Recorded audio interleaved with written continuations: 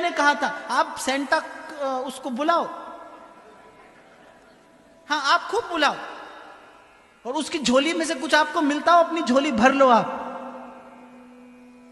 मैं तो नहीं बुलाऊंगा।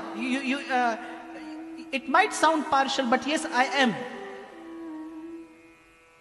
मुझे अपने धर्म के प्रति आदर भी है और मेरा धर्म परिपूर्ण है, मुझे इसकी निष्ठा और विश्वास भी है। मुझे किसी अन्य द्वार पर जाने की आवश्यकता नहीं है। आपको जाना हो आप जाइए, पर विचार मत छोड़िए।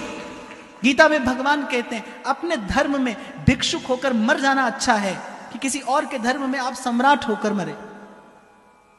किसी के धर्म में सम्राट होकर जीने से अपने धर्म में भिक्षुक होकर मरना अच्छा है। दुर्भाग्य इस देश का, दुर्भाग्य इस देश का कि जिस दिन आप वो रंग बिरंगा पेड़ सजाते हैं, उसी दिन धरती रक्त रंजित हुई थी गुरु गोविंद सिंह जी महाराज के साहिबजादों की शहीदी से।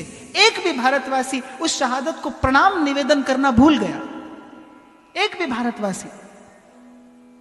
किसी कवि की पंक्तियां हैं, बड़ी सुंदर बात मुझे लगी। उसने कहा सरहिंद की जिन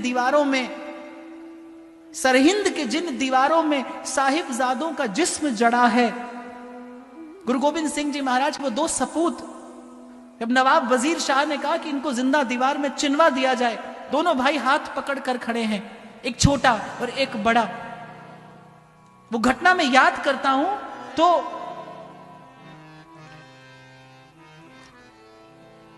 जब दीवार चिन रहा था वो जल्लाद, एक छोटा भाई एक बड़ा, उस दृश्य का स्मरण करना।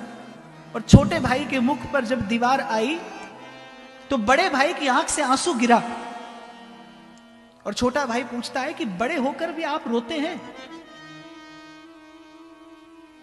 तो बड़े भैया क्या उत्तर देते हैं कि इसलिए नहीं रोता इसलिए हूं कि तेरी शहीदी मुझसे पहले हो रही है जबकि तू मुझसे छोटा है।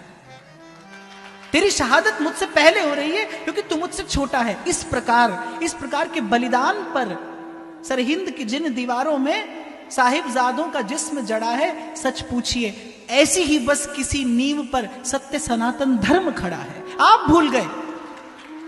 इसीलिए मैंने कहा व्यासपीठ का काम है जगाना। मैं तो डंडा बजाकर कहूंगा जागते रहो, और इस भाव से कहूंगा हो सकता है कोई एक जग जाए।